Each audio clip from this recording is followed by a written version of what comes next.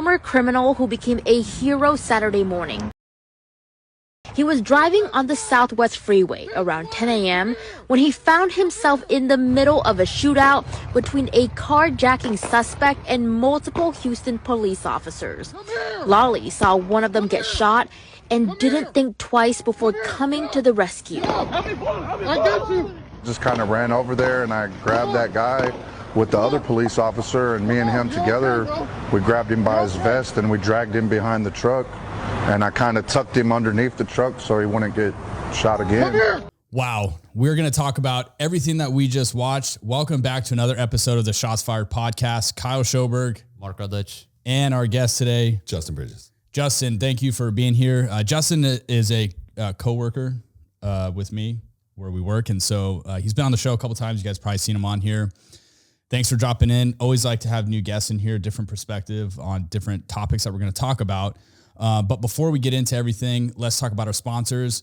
We want to thank Savage Training Group. Go over to savagetraininggroup.com. Mark and I have a patrol survival tactics class, and our newest and earliest class we have coming up is December 12th, Newport Beach, California. Super excited. If you guys haven't got signed up, get signed up. Registration is still open.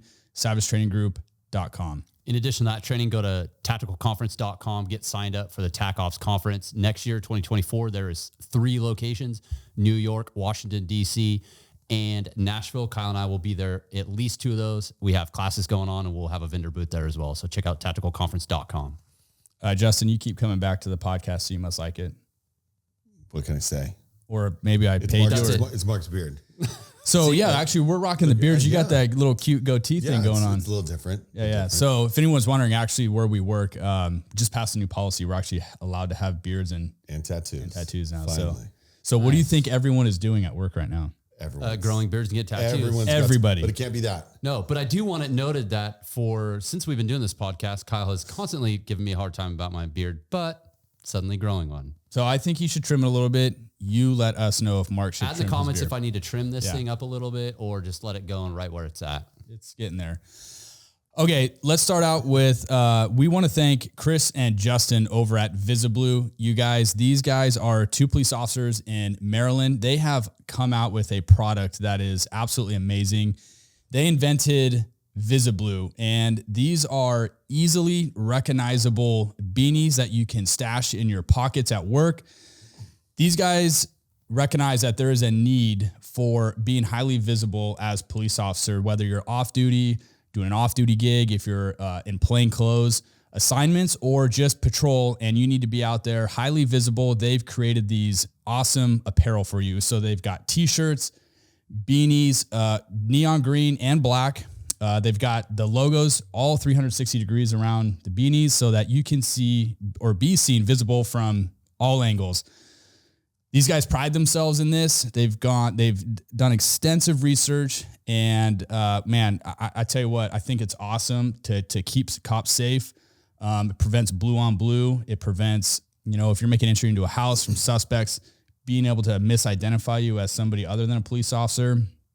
All around, it's awesome. Go to visiblue.net, pick yourself up, either a shirt. Like I said, they have arm sleeves for your tattoos, gaiters for your neck, beanies, you name it, they got it. Visiblue.net. Thank you guys for sending this stuff. It's awesome. All right, let's jump into what we want to talk about today, and that is a video trending out of Houston. It just came out on this Saturday, November 11th, where an officer was shot. They were involved in a pursuit and ended in a crash, and this guy jumped out, started shooting, cop got shot. You guys haven't seen the video. I have not actually showed it to you yet. I want to show it to you now, and then let's get your reaction and talk about it. I think I know what you're talking about. I did, like Justin said, saw a super short glimpse of what looked like pure chaos on a freeway. Absolutely. And then I was pulled into a meeting and I actually didn't have a chance to watch it. So I do want to see this. I'm excited. Let's watch it. Let's dig it. Let's go. Former criminal who became a hero Saturday morning. He was driving on the Southwest Freeway around 10 a.m.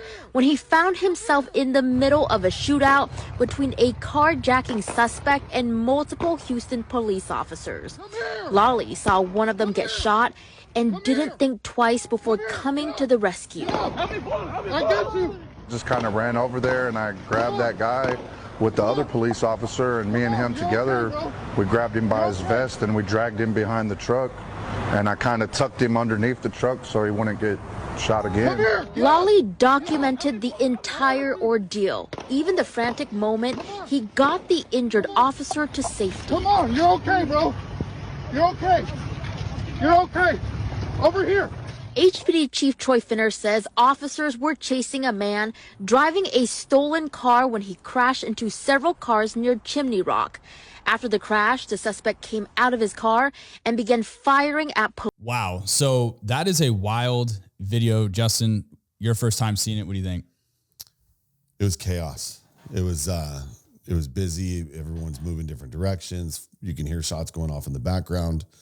And this civilian is just there and not moving away from it. He's actually moving towards it and trying to help this officer who is obviously having the worst day of his life. Yeah. Mark, what do you think? I mean, after watching that.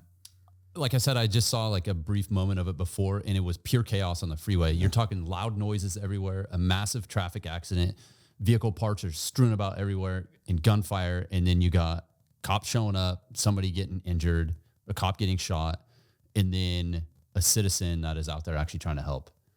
Yeah. The takeaway, the biggest takeaway that I get from it, and we'll talk about the response from the cops, but this guy is a construction worker. He's not in law enforcement. He actually has a criminal past, which they touched on in the news article. He could have very easily turned and ran, which is what 99.9% of what most people are going to do. And this guy actually, well, first of all, he had a cell phone out and he was recording the whole thing on his phone, which makes the whole thing even more impressive. But he actually runs into the gunfire to grab that Houston officer that was shot and literally pull him back to his truck behind cover so that he's out of danger and provide some level of first aid to that guy. I mean, I think that guy, that is beyond commendable in my opinion. He didn't have to do that. He could have animosity towards the police with his criminal background, and he didn't. He says that in his news statement that he gave was that, he had been arrested and had a criminal past, but he takes accountability for that, and he has been rehabilitated. And like Justin, you said, he's either owns that business or he is a part of some type of business where he's got a good, stable job. Absolutely. Law enforcement, we deal with normal people and criminals on a daily basis, right? And sometimes those people can shapeshift. Sometimes good people make bad decisions and they become a criminal. Sometimes criminals make good decisions and then all of a sudden they turn their life around. So that's why it's super important to not judge people for their past, treat them with respect. But at the same time, keep your officer safety at a high level. Yeah, I think we deal with people like this all the time, right? Like you said, they have a criminal past, and a lot of times you get these people telling you like, hey, they are trying to turn their life around. And, sometimes I think cops are can be dismissive of that and treat them as if they're still a criminal. And I totally agree. I think treating people with respect, give people the opportunity to make change after, maybe they had spent time in jail or prison and they really are trying to change their life around. I mean, we've, have met and contacted numerous people throughout our career who are very successful, who have spent some of their lifetime in prison. I think one of the things that we really promote on this podcast is being professional towards people. And Justin, you said it really well, is you can't judge people for their past, just for what they did, and you have to be professional and you have a job to uphold.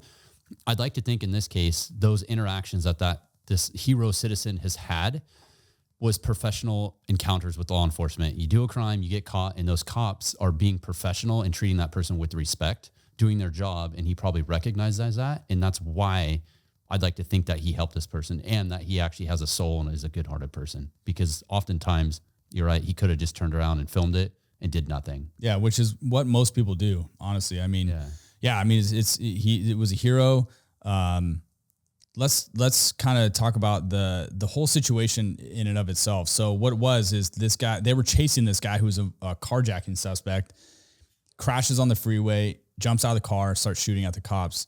We talk about it all the time, officer safety. And man, I tell you what, I think, cops take pursuits for granted sometimes. I always say three things are going to happen at the end of a car chase, which, by the way, at the end of a car chase, when it's over, that is the scariest time of a car chase It's the most because dangerous. yeah, you don't know what is about to happen, right? So, like I said, I think 3 things happen. 1, if you're lucky, the person just gives up. 2, the person's going to flee and try to run. And then 3, they're going to fight it out with you, whether physically or with a weapon. And in this case, obviously this guy wanted to fight it out with a weapon. So look, at the conclusion of car chases, you really have to be on your A game and ready for literally anything to happen. Like I said, if you're lucky, the person will give up or just run. But in this case, he gets out, he starts shooting at the cops. That's a lot to manage, especially on a freeway. You got, God knows what their background is, firing back at this guy with oncoming traffic. But I do like that after this citizen, John, I think it's pronounced Lally, grabs the Houston cop, pulls him out of the way, pulls him back behind his trailer, behind cover, which was a great area to pull him back behind. The 2 officers show up, and I liked how they kind of fanned out. They actually, if you watch the video, they're looking at the cop who's been shot. They recognize that. They don't stop there. They see that he's obviously being tended to, and then they push forward to the threat. And I really like that. They didn't stick together. They fanned out.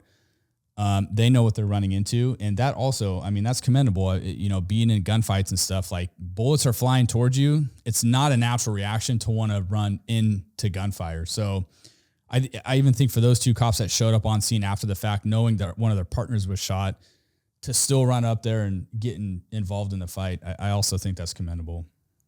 Absolutely. You have to stop the threat, because you can't focus on your partner that's down, because if that's the case, then who's handling business with the bad guy? And you talk about fanning out.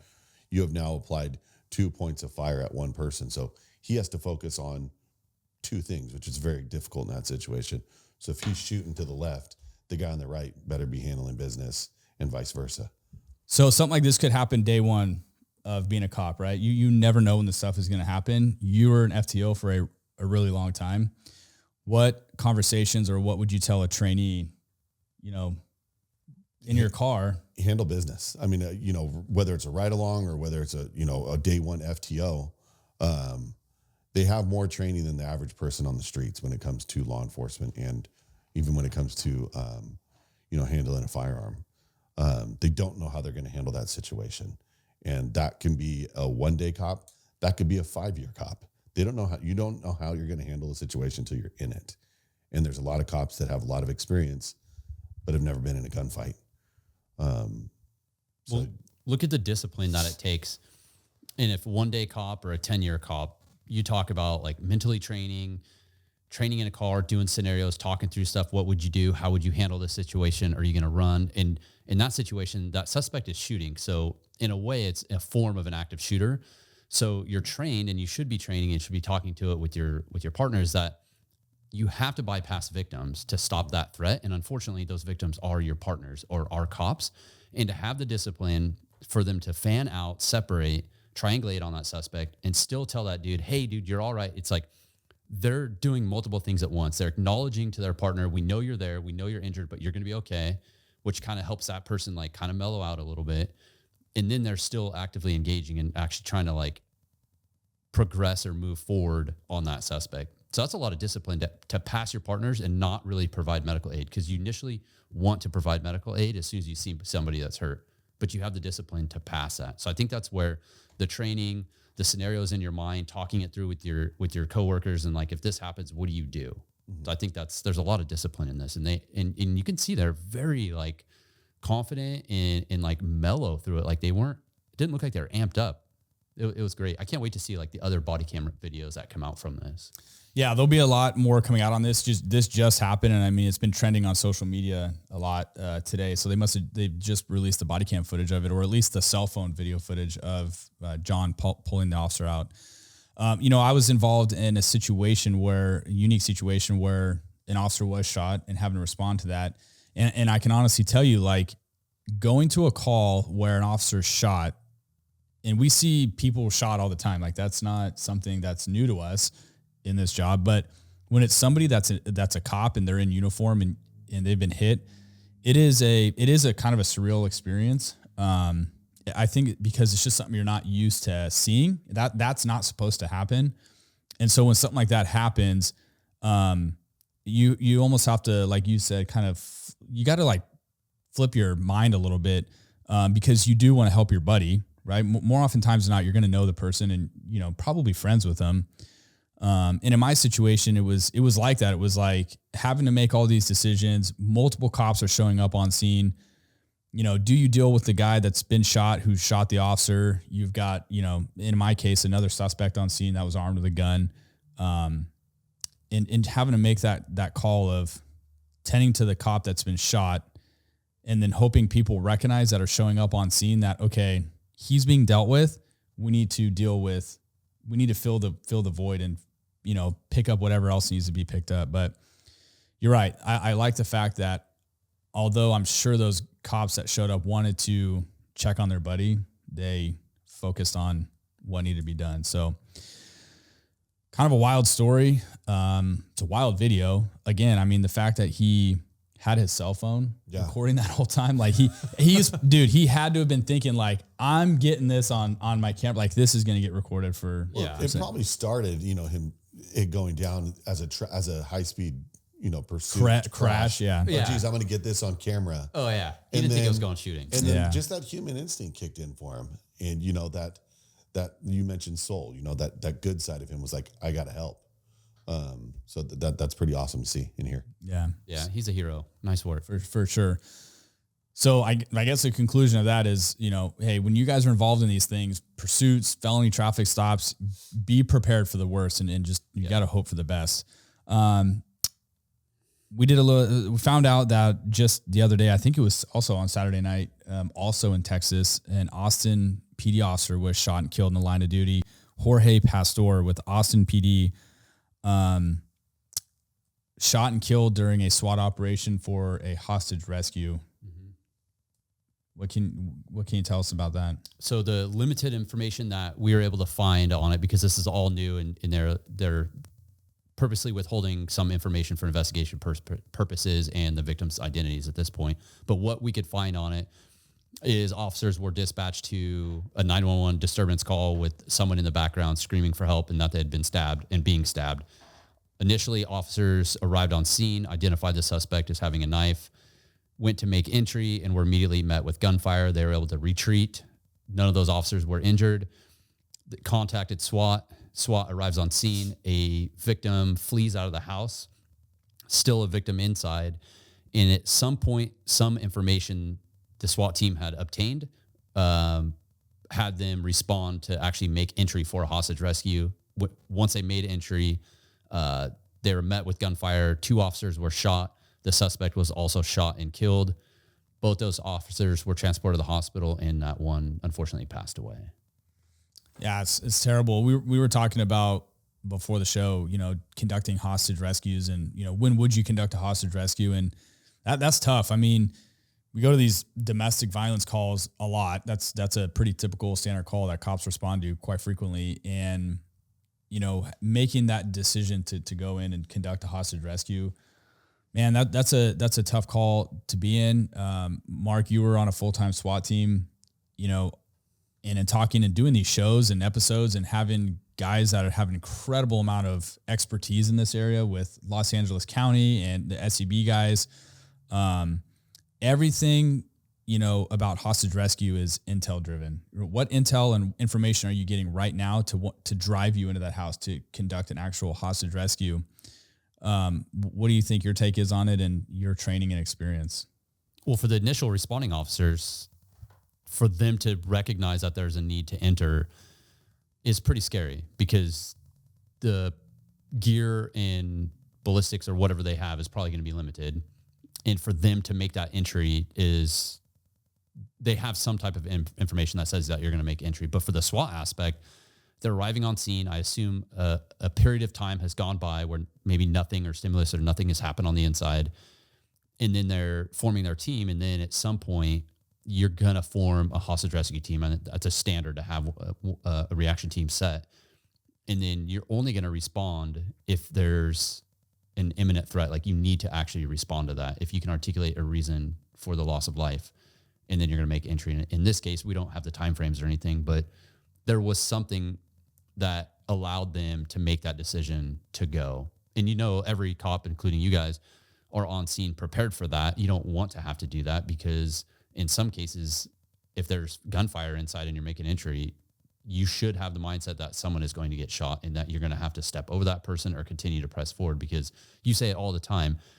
If the mission is to go in and rescue that hostage, you can't stop halfway. Once you start that initial process, you continue to go, and you just hope you have your team with you.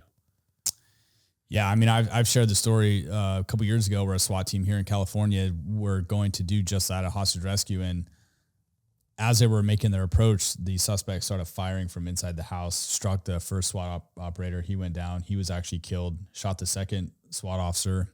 And then, the team pulled the two out from the driveway and then never actually completed the hostage rescue, which was their intended mission in the first place. And I know that's easier said than done, but if that was the mission and goal that entire time, and then you didn't complete the mission, it's kind of like, what was the purpose of even? Yeah. And I mean, from my experience with these types of events, along with SWAT comes CNT, Crisis Negotiation Team. And they're gonna attempt to communicate to this person, whether it's through the suspect's cell phone, the house phone, a throw phone, which is a box that you can throw in through a window or an open door, to try to find out what we can do to peacefully resolve this. Putting boots inside of a house in these types of situations is a last resort. Yeah, last resort. We've tried to communicate, we've tried to do everything that we can where we have no place else to go other than let's be the force. Let's go. Yeah, this is so new. We don't have any other information out there, so we don't know what exactly happened. We'll find out, but I mean, there's just a lot of unknowns right now, but you're right. Just so people are aware who maybe aren't cops, going into a house like that is the last resort, because once you show your force, I mean, you don't know what the suspect is going to do. He may kill the hostage, obviously he may engage with the officers, but yeah, trying to get people to peacefully surrender is going to be the number one thing that we always do on any type of surround and call out or SWAT call out. This is a tragic event that happened, and we do want to give our condolences to the entire Austin Police Department, the community, the city, and of course, Jorge Pastor's family. Also, what we've been looking at is within the last week, there was 4 LA County Sheriff deputies that committed suicide, all 4 within 24 hours, which is absolutely unheard of from the same agency. Even though LA County is massive, that's 4. So the natural response is to think there's something going on. They're intertwined in something. There's some type of IA investigation. They did something. And I'm very confident in this situation, that's not the case. Like what we've looked at into and researched, that they are not connected. Those deputies are not connected in any situation at this point. And that's just an absolute tragic event. And what we've looked at and what we follow is bluehelp.org. They have a really interesting dashboard that really breaks down the suicide rates of all first responders. They started this program in January 1st of 2016. They really started monitoring the deaths since 2018, pumping resources into saving first responders' lives in suicide. And they monitor law enforcement, correctional officers, firefighters, dispatchers, and EMTs and paramedics. So they monitor those 5. And I'm just going to cover just a couple things really quick because it's very interesting. Historically, over the last 7 years that they've been tracking this, the order has been very consistent of law enforcement is the number one who is committing suicide, followed by fire, corrections, EMS, and then dispatch. And I like that they note dispatch in this because they are involved in it. They're off to the side and they're hearing both sides, the officers, and then also the citizens that are calling in for help. The top 3 states is California, Texas, New York, and then Florida is number 4. In this year, so far, there's been 114 deaths as of November, which is way too many, but it's down from 203 in 2022 and then 192 in 2021. So the last 2 years, it's down about 90. People have down about 90, which still 114 this year is too many.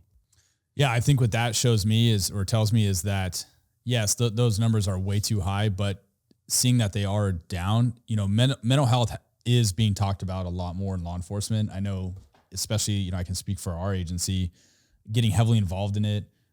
Whether, there's now therapy dogs around stations. I mean, there's all sorts of things that departments are trying to do to put in place to help combat this.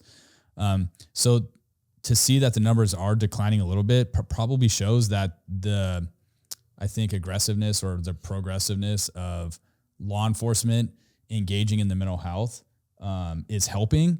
But to hear that 4 cops at one agency within 24 hours of each other committed suicide, like, honestly, I saw that and I'm like dumbfounded. Honestly, like I actually thought also that this must have been, and you said the same thing. Yeah, I was thinking there's some type of IA going on where they're all involved. Something happened, and it's not the case. One was a commander, a sergeant, and then deputies, 2 deputies. And I know, like we kind of mentioned our department, whether it's peer support or just partners. If something's off, if something's not right about a partner at the agency, ask. The stigma of mental health is not what it used to be. No. So and it shouldn't. As it shouldn't be. I mean, we go through a lot in law enforcement. You see a lot, you experience a lot. And I mean, dude, just in the last, probably 2 months at our agency, I mean, we're in investigations and there's been 2 child deaths, homicides. So child deaths, and no one at the agency is untouchable when it comes to mental health. I mean, no. Stress lands on everyone's desk a little differently. Most detectives, obviously, you're behind a desk a lot of the time. But I didn't realize, going back to detectives, how much actually you carry your cases with you, whether it's on a day off or whether it's on vacation. They're always on your mind. So find ways to separate, find ways to communicate. It's okay to ask for help. Yeah, we've had officers here locally commit suicide. I remember a couple years ago, one of them did it on duty in his patrol car, texted his wife before he did it, and to notify his supervisor for him. And I mean, gosh, damn it! Like, I don't know. That's crazy. Yeah, it's sad. It's like Justin said, the stigma of the mental health thing is. I'm not going to say it's gone, because it's definitely still there, but it's being talked about so much in the first responder community that hopefully it'll be a thing of the past for the future generation. And I hope to see these numbers drastically go down over time. Well, they've already been going down. That's good. I mean, this year is good. Quite a bit. And I think that's because there is so much promotion of mental health in people standing up and having the courage to voice, like, I need help, and I'm going out asking for help. But listen to this. This is super interesting. So this is the average years of service for those that are committing suicide. Dispatchers is number 1 at only 7 years of service. Wow. Followed by correctional officers dispatchers are first at 7 years. Then EMS, like paramedics and paramedics and EMTs, at 10 years of service is the average age of service, followed by corrections at 11 years, firefighters at 13, and then law enforcement at 16.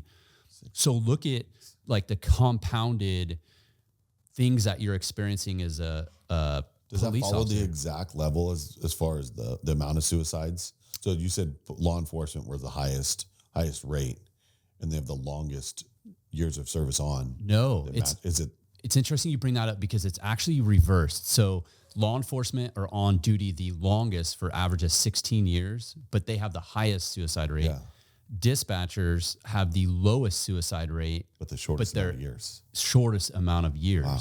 Well, dispatchers, think of all the phone calls they take and the things that they're hearing on the other end of the phone. I mean, Yeah, I couldn't imagine. that's a hard job. And I mean, anybody that goes into dispatch or law enforcement or fire, EMT, corrections, military, that we're all kind of cut from the same cloth. We're all that same personality type where we want to help, right? Yeah. So only help you can do is talk to somebody on a phone as they're, in some cases, literally getting shot or stabbed or hiding because an intruder's in their home. Or some people kill themselves on the phone with dispatchers. I mean, that's brutal. That can mess with someone's head, I would think. Absolutely.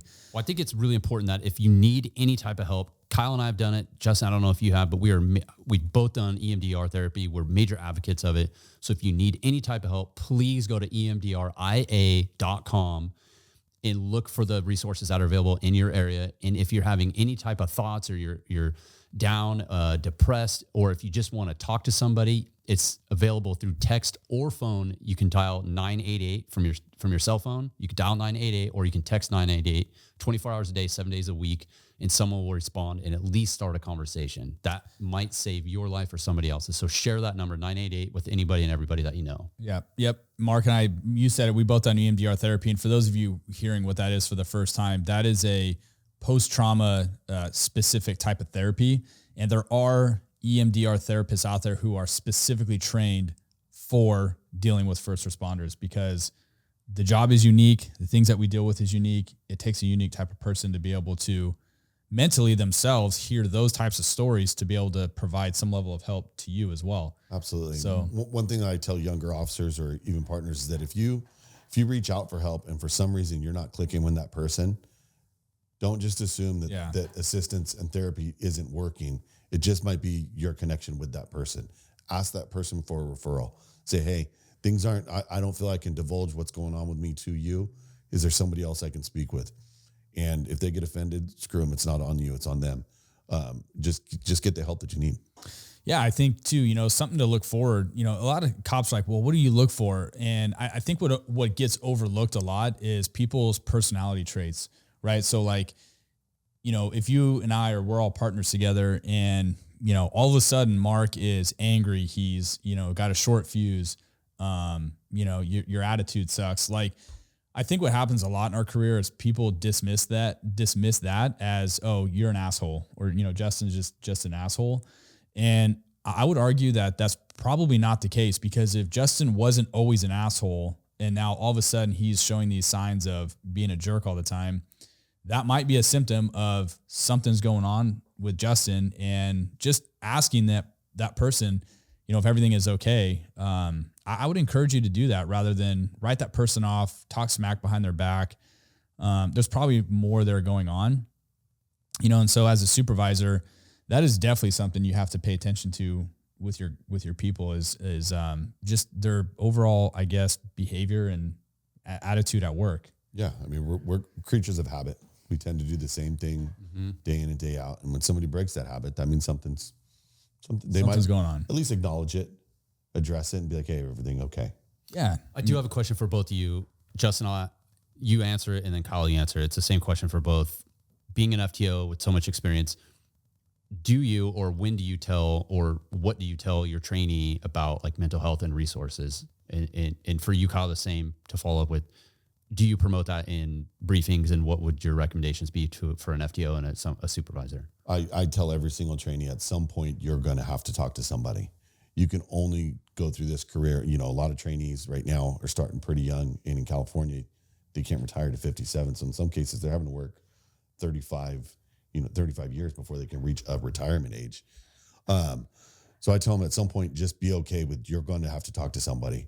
I compare it to a backpack. We all wear a backpack, and there's sometimes things go in there that can handle themselves and just kind of fall out the bottom. But sometimes we load things in there that just aren't going to disappear.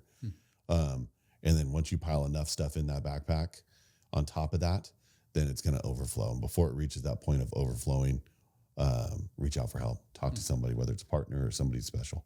That's good advice. Kyle, what's your advice? I think that's the mental health thing I think it is a gray area. And I do feel that you don't want to over push it on somebody, because you don't want someone to feel like they should be messed up, or if they go to a particular call or critical incident or whatever, you don't want that person to feel like, if they're okay with it and with whatever happened, then that's fine. We are a different, I guess, breed of people who do this job, right? That's why we take an extensive psychological test to even get hired.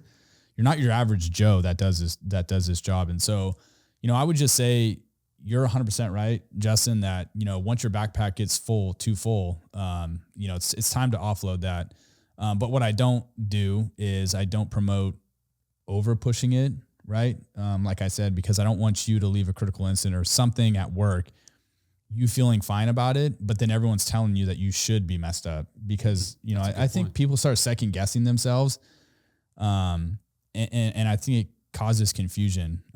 You know, I had an officer one time, a really good friend of mine who was involved in an officer involved shooting, and, you know, and personally, all of us have been involved in those.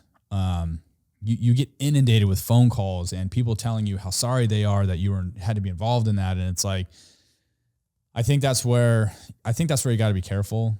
And I guess I'm trying to cautiously say that because I don't want people to think that you can't reach out to people, but too much is too much.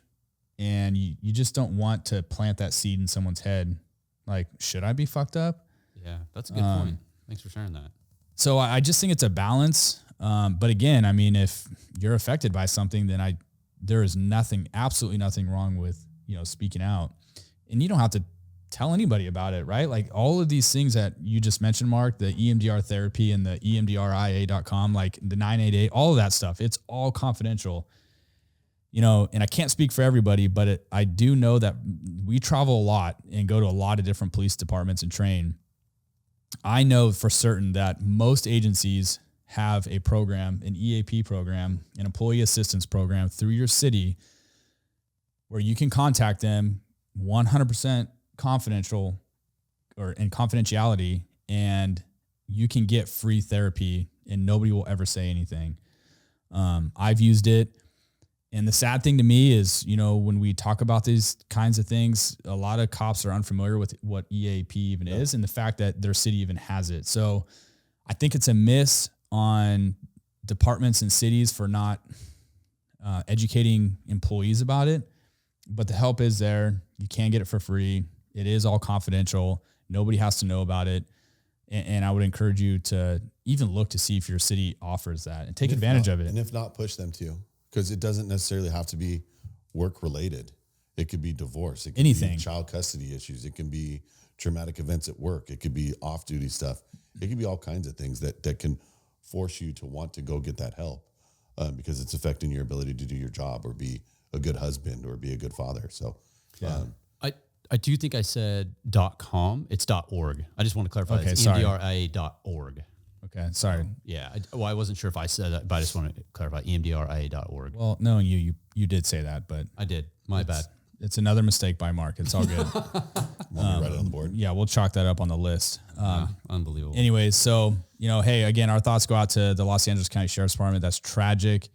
I can't imagine being anybody there getting that news, but the sheriff, the top dog in the organization, getting that phone call that 4 of his employees committed suicide all within 24 hours. That's terrible. And for those families, that's terrible. Well, I don't know if you guys have anything else on the agenda, but we've definitely been busy. We have a lot going on right now. There's things that we would love to tell you guys that we can't tell you guys that we kind of have going on in the background with this show and potentially some other things. So I guess stay tuned for that. Yeah. But again, you guys want to thank Chris and Justin over at Visiblue. Shirts are actually pretty cool. It's like I like the texture. Yeah, it's like a. Kyle, put it on. Well, because it's pretty thick. I want to show off the muscles, dude. I mean, I don't know. I don't want to make you look bad. All right, fair enough. Yeah, no, fair seriously, you guys go check them out. Visiblue.net. They have this stuff is awesome. Again, they make pretty much anything reflective for anything you need to wear. So go check them out. It's for your benefit and safety. Thank you for tuning in, Justin. Thanks for always a pleasure. Justin. Popping in here. Always a pleasure. Mark. Thanks for having a good beard. Oh yeah, we're gonna put that to a vote. Did we mention that? Yeah, we asked people to drop in the comment if they think see. he should trim his beard up a little bit. Yeah, Kyle doesn't I don't know. I think it should have it like. So we had a guy. Little shape. Yeah. So we had a guy. We had a dude. Far behind you, so You have a long ways to go, but we had a guy on Instagram. Pretty sure it was Instagram. Left a comment about his beard and basically said it was just a bunch of long pubic hair on his face. Yeah. Which Kyle I kind loves of agree. that because he screenshotted it. There's pictures of it in our studio. I hope that guy listens to this. Yeah, I he does, don't know if he hates cops or what, but we do get you were mentioning like, no haters. Like, no, we get haters on this show. And like you get YouTube comments. I told you like, that say all cops are bastards and whatever. I actually think it's funny. And I want to let you know, if you are going to do that, that's fine, because you're actually only adding to the engagement of the show by actually watching it, and then dropping a comment only helps us. So Thanks. thank you. Thanks, everybody. All right, Justin, Mark, see you guys on the next one. All right. Adios.